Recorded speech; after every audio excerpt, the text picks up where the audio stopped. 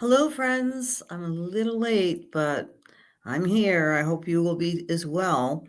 Happy New Year. Happy Chinese New Year. Happy New Moon. So, many of you might know this, but the Chinese New Year always falls on the new moon in the sign of Aquarius. And that's traditional, it's very ancient tradition. And we are now officially in the year of the wood snake. So I'm wearing my wood color, my green, and I'm behind some kind of cool flowers. There we go, to celebrate. So I want to talk a little bit about the year of the snake. I'm not the expert, but all of us can go online and do some research how the year of the snake might be affecting you and your Chinese power animal. But I'm going to focus, of course, on the astrology as I always do. I'm Cassandra Joan Butler, agent 56 with the Cosmic Intelligence Agency. So I welcome you to another session of Cosmic Connections here on Wednesday at 8:30 Eastern Time.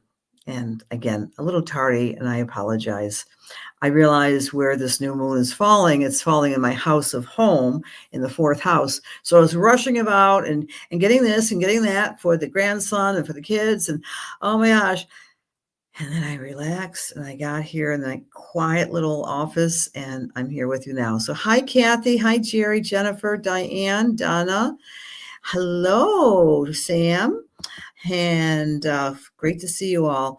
And, make a wish tonight, right? This is a powerful time for new beginnings.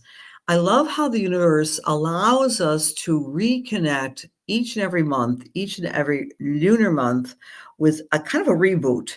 And so we have all the 12 signs, we have 12 new moons, 12 full moons, which are generally, not always, in the sign opposite to where the sun is to give us some illumination.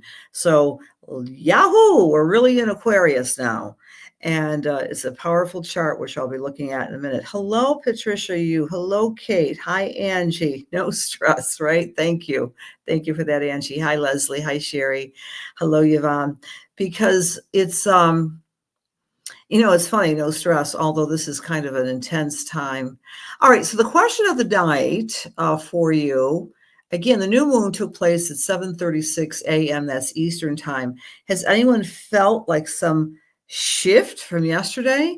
Because very often I have found, other astrologers have found, people have found, that the 2 days before the new moon often is a physically tiring time. So today's Wednesday, so how was your Monday and Tuesday? Were you feeling maybe fatigued or a little bit down the dumps? Then bang, when you woke up this morning, there was a new day, a new beginning. I felt that way too. Although nothing objectively really changed, it felt different and it continues to feel differently. And so that's what the new moon is all about. Those of you who have been studying astrology, and please take advantage of the wonderful resources of the Cosmic Intelligence Agency to find where it is in your chart. That is 9 degrees of Aquarius. On my website also, I have a little service. You can get a free chart. So find where 9 degrees of Aquarius falls, because that is the area or technically this new moon is working on you for the next month. And you've been sleeping for 12 hours. Wow, Angie. Good evening there, John. Hi, Louise. Yeah, we spoke about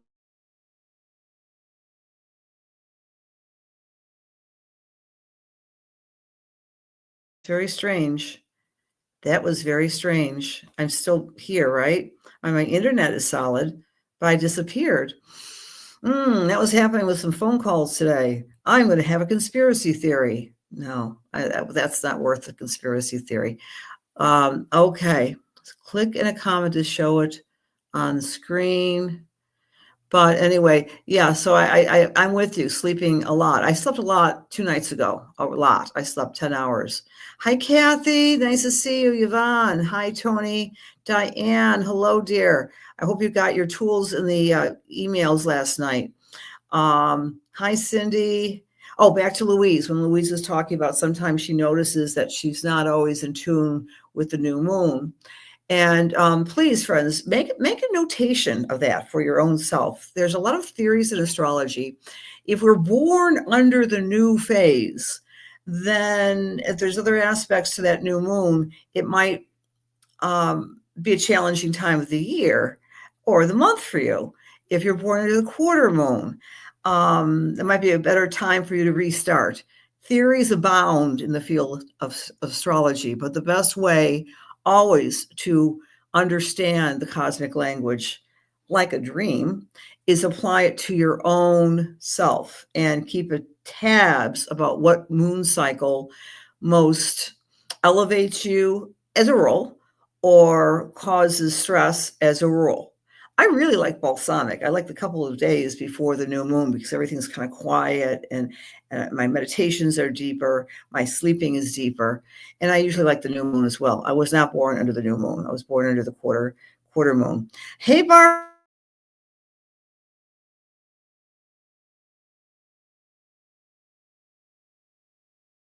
just really odd. Maybe it's the camera in my computer. Barbara, if you're anywhere near Los Angeles, in 1 week from tonight, please, I think you might have my cell phone number, but my cell phone's out there. Please contact me. I'll be at the expo, Conscious Living Expo next week. I've been invited to do the astrology panel for the year ahead with some stellar astrologers that you may know, including like David Palmer and other like really Shima from Mount Shasta, like a great array of wonderful astrologers to guide people in the year ahead, which I call the year of the revolution. Hi, Jody, dear. Hi, Jennifer. Paula, I'm sorry to hear that, Paula. I hope you're resting up and taking fluids and all that good stuff, babying yourself. It's a good time to take care of yourself. Hi, Teresa. Hi, Renee. Hi, Joni. Hi, Debbie. You're feeling it all, Aquarius here. Of course, you have a lot of Aquarius in your chart, all sorts of awakenings. Write them down. It's an air sign. Write them down.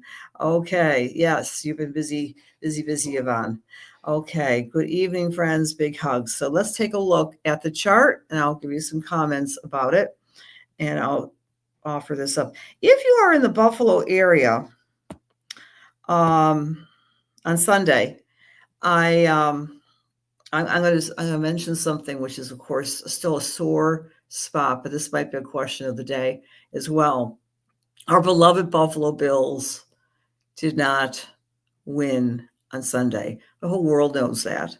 But I wonder if the new moon tonight is helping people get over that disappointment. And I'm just going to say that. But some people might have that in their minds, but you may have felt a little bit more back into, quote, reality, so to speak, as of this morning. Now, this is a most interesting degree of the new moon, the Sabian symbol. And another notation, if you're on my mailing list, I'll be sending you a special offer to join me when I'm going to be doing a mastery class through the Astrology Hub. And there's a special discount for my friends and fans and students and so forth, and that will come in your email. So please look for that because I'll be doing some deep work in Sabian symbols, and you all know what the Sabian symbols are, I think, so I always repeat this every week. They're word pictures, and these word pictures evoke esoteric meaning. So there's one per each 360 degrees on our wheel. Each of the degrees in your chart, in the chart of a new moon, the chart of anything, has a word picture. So our word picture, this is, I want you to really hear what I'm about to say. Just reflect on that. And this takes effect as of today and goes through for the next month. A man who had for a time become the embodiment of a popular ideal is made to realize that as a person, he is not this ideal. All right, so I call it the popularity degree, which is very appropriate for an Aquarian degree because very often in human development, one of the times in our lives when we want to be a part of the tribe, the group, the friendship circle is when we are in our teenage years. And I often equate Aquarius with being the teenager. And this degree is implying here that there's often projection that we use on people who are in the public eye. Popular ideals made you realize that a person, he is not this person. So it's a reflective degree of the person who's being projected upon. And you don't necessarily have to be in the public eye to have this happen. I'm sure reflect on a time when a friend or an acquaintance, sometimes it happens with acquaintances or someone you've worked with, they start projecting all sorts of erroneous stuff for good or for bad upon you. And it might be a really archetypal misfire that you remind them, perhaps, for example, of their ex-husband's girlfriend that he left for against you, the wife. The idea here is that projection is a part of being human, but the person that's being projected upon is reflecting and saying, you know what, I'm not all that great. I'm not all that. I'm not all this. And the essence of this archetypal Sabian symbol is self-revaluation. So watch your own process in the next month that for good or for bad, you might become more self-critical, which kind of reflects the South Node in Virgo. And it's kind of an interesting energy to be activated for this new moon. For example, I'm reading here from Mark Edmund Jones, the star on the movie screen is not the actual person. The star's popularity fades away, but the person remains. Who are we without our Facebook, right? Who are we without what we're putting out there? How are people projecting upon us? And human design, that's another way of looking at people. I'm considered to be a heretic that a lot of people will project on for good or for bad. So anyway, it's kind of a psychological degree with this new moon, and see if that makes sense to you in your own process. And it can be maddening when we are placed into categories. A woman of a certain age, a person of a certain background, certain color, certain creed, certain beliefs, certain values, and then we do all this projection. And then we actually sit down and talk to the person. They're not what you think they are. And that can be you as well. So that is our 9 degree of Aquarius. And this Aquarius new moon is also activating the part of spirit, at least in this particular latitude, longitude. Okay, that's a part. And it's also very much trining Jupiter. So we're feeling bigger than life with this new moon. And again, I'm going to dovetail now to the new year. The new year is the year of the wood snake in Chinese lore, in Chinese medicine, in Chinese philosophy. There are 5 elements, and one of the elements is wood. And wood represents abundance. Wood represents literally wood, plants, growth, and assertiveness. The wood energy has a shadow side, which can be frustration and anger. So the wood snake, take a reflection within your mind, what a snake represents. It's considered to be a very cunning animal, a very intelligent animal, but it sheds its skin. So during this year, we're going to be shedding some old ways of who we are, and perhaps shedding, with this very powerful degree, projection. Be authentic this year. Both the Sabian symbol and the image of the wood snake is begging the question. Be who you are, shed the skins. We aren't a movie screen that people are putting their archetypal expectations on. Okay, so that's my little lecture for you tonight about this very powerful, powerful new moon that also launches in the wood snake year. Again, some other things to look at. We've got this beautiful lineup of Psyche. There's a actual asteroid called Psyche made of nickel and silver and gold floating around the sun. And Psyche is interpreted by astrologers as a point in the chart which activates our own inner vision, our own intuition. And according to my contacts and friends, the snake time this upcoming year is also shining a light on intuition. All right, the idea of being, looking beneath the surface, low to the ground. So we have Psyche connecting to Saturn. We may be self-critical during the next month, thinking to ourselves, I want to be judgmental because I'm not sure I believe in my own thinking or my own intuition. Now, regarding just the gift of intuition, we've got Neptune and Pisces right next to each other, and there's a blending and idealization of love itself. So if we idealize anything too much, we're going to be disappointed. That's the nature of life, right? If we make anyone into a deity, love into a way through and a way out. Oh, I have to marry this person to get out of a bad situation, or love will set me free from a bad situation. I know a lot of people can relate with that situation. So the idea here is that this new moon has two qualities: the logic, the strength, the fixity of Aquarius, and the sensitivity and the intuition and the need to let go of too much idealization with this beautiful Pisces lineup. We also have Hygeia, public health, coming close to Chiron. It's not yet an exact degree of conjunction, but of course we're having the confirmation hearings in the United States of Bobby Kennedy for the health position in this country this week. And then we have Hygeia and Chiron. And he's, of course, is getting kind of a mixed reaction. We shall see. It is a new moon.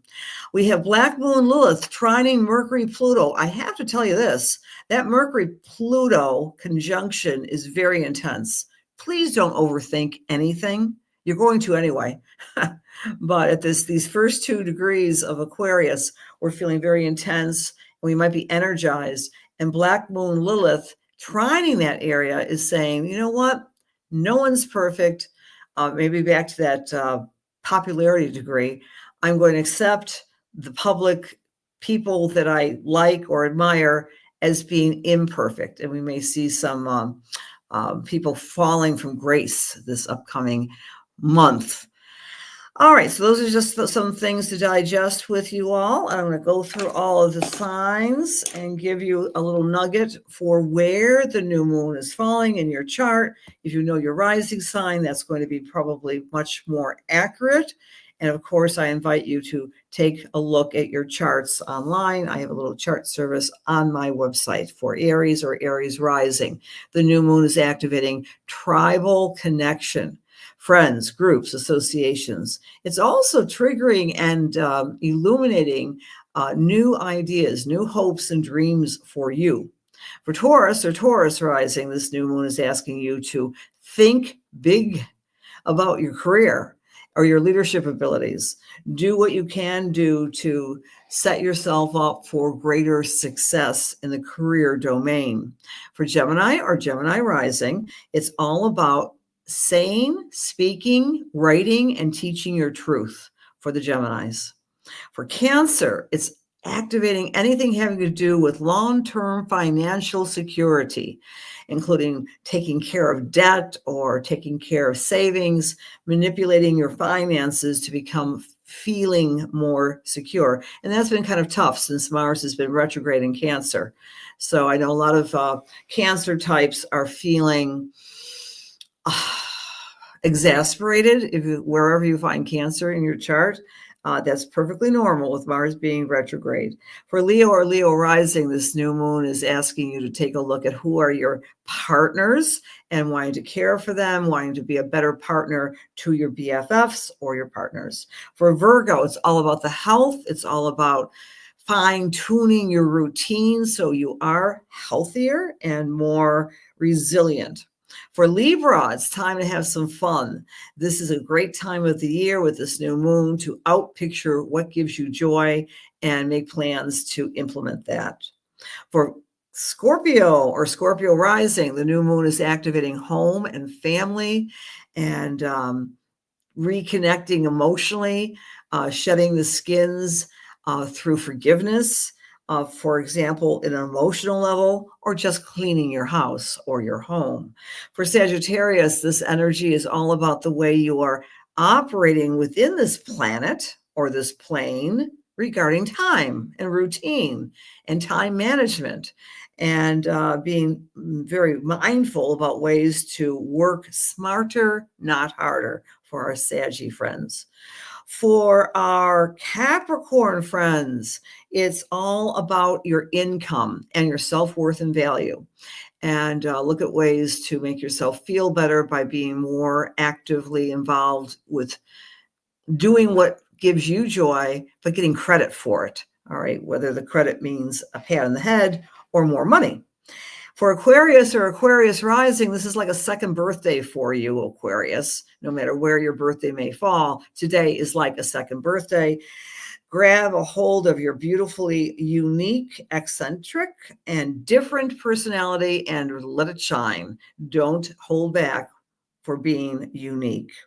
For Pisces or Pisces rising, you might be a little tired. This is the physical tired time of the year when the sun is in Aquarius for the Pisces.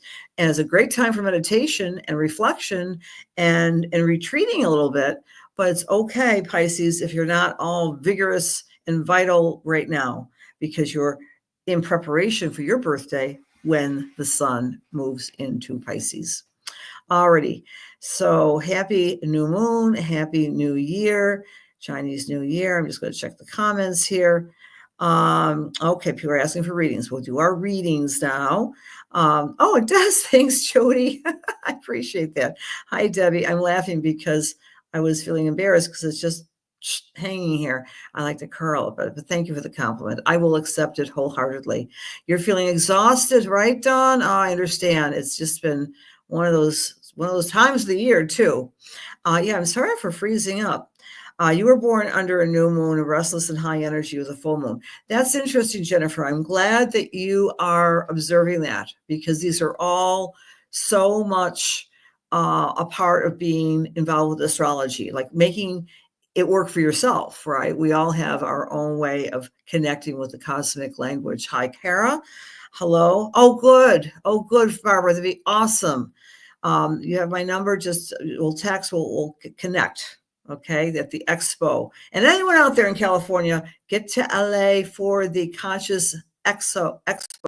It's an amazing gathering. Thousands upon thousands of people are there, and you'll learn a lot. Not just from my stuff, although I want you to come to my stuff.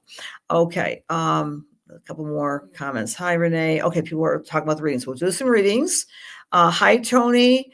And I'm so sorry to hear about that, Tony, how your mom just passed. Yes. And I do mediumship, my dear. So hi, Marianne. Nice to see you. Hello, everyone. Paula. Okay. And Jojo and Cindy. Okay. And I won't forget there, John. Hi, Mary. All right, let's do our readings. Dear God, please allow me to serve. Please allow my words be filled with love and light, truth, inspiration, and healing for the highest and best as we align ourselves with the Holy Spirit. Amen. I'm with Peggy Farley. Hi, Peggy. So I'm tapping into your energy tonight. I don't know why, but I have to give you this message. It's the message of an ant, not the person, but the insect. And how ants do incredible, from what I understand. I know botanists, or not botanists, I know biologists, but ants can carry an amazing amount of weight proportionate to their body size. And someone is telling you from the other side of life that you're exerting yourself too much, that you have to let other people around you in your home or family carry the load. And they mean this kind of literally in terms of, I don't know if you've recently had to move or moving furniture or carrying a lot of things. I'm not sure what I'm picking up with this, Peggy, but you do incredible things, and a mother type is supporting you from the other side, but she's also being very protective of you. Like, my gosh, you're going to hurt yourself with all the effort you're putting out, moving and shifting pieces. I don't know, furniture. I'm just giving you what I see here, Peggy. The other thing I want to say to you is last April at the solar eclipse of April the 8th of 2024, you made some decisions regarding your career, your goals, your things, your hobbies that give you joy, but you haven't quite implemented your desires from last April. But you get another chance as we move into this early spring, this April of 2025. And it's like something you've been postponing because you don't want to be, you're a very indispensable person, Peggy. Whether it be in the work setting, in the home setting, everyone counts on Peggy. So Peggy needs to draw back a little bit and do this kind of fun, frivolous, and enjoyable activity or hobby that you've been putting in the back burner. I'm also getting with you, I don't know if you have dogs, I mean, plural, but I'm getting a lot of animals with you, and they give you a lot of joy. And maybe that hobby is somehow connected with the animals that I'm picking up for you, Peggy. So I hope that makes sense. You have a lot of people in spirit that are singing your praises and trying to protect you. Many blessings, Peggy. Okay, I'm now with Joanne Vacanti. That's watching with me with like a reading. Okay.